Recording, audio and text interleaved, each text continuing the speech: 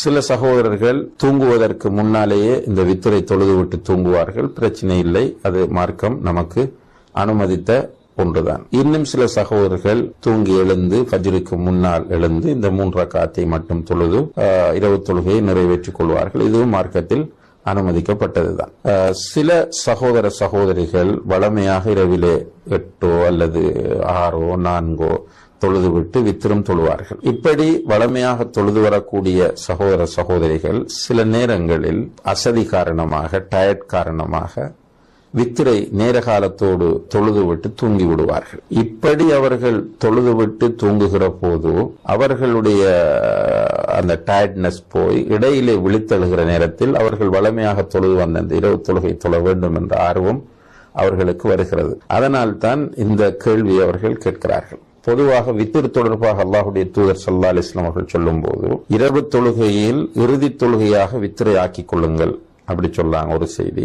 இன்னும் ஒரு ஹதீஸ், ஒரே இரவில் 2 வித்திர்கள் இல்லை என்றும் சொல்கிறார்கள். அப்ப 2 டைம் வித்திர் தொழ முடியாது. இதை அடிப்படையாக வைத்து இஸ்லாமிய அறிஞர்கள் மத்தியிலே கருத்து வேறுபாடுகள் தோன்றுகின்றன. எப்படி என்று கேட்டால், ஒருவர் வித்திரு தொழுது விட்டு தூங்கிவிட்டால் பிறகு அவர் எழுந்து இரவு தொழுகை தொழலாமா என்ற கேள்விக்கு ஒரு சாரார் அப்படி தொழ முடியாது, ஏனென்றால் இரவின் இறுதி தொழுகை வித்திருதான், வித்திரை அவர் தொழுது விட்டார், எனவே அவர் அதற்கு பிறகு தொழக்கூடாது என்று சொல்கிறார்கள்.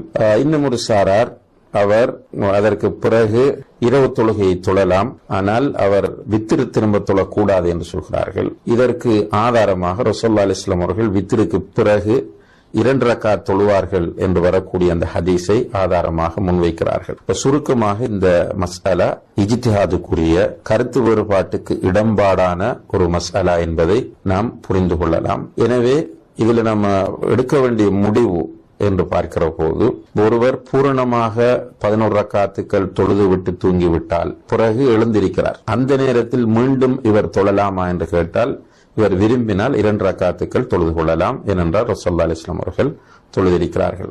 வித்திரு மட்டுமே தொழுது விட்டு தூங்கக்கூடிய ஒருவர் எழுந்திருந்தால் அவர் இதற்கு பிறகு இரவு தொழுகை தொழுவதா என்பதை பொறுத்தவரையில் நான் ஏற்கனவே குறிப்பிட்ட அந்த கருத்து வேறுபாடுகளின் அடிப்படையில் வல்லாஹு ஆலம் அவர் அந்த ரசூலுல்லாஹி அலைஹி வஸல்லம் அவர்கள் தொழுதார்கள் என்று வரக்கூடிய அந்த 2 ரக்காத் தொழுகையோடு போதுமாக்கிக் கொண்டால் போதுமானது. வல்லாஹு தஆலா ஆலம்.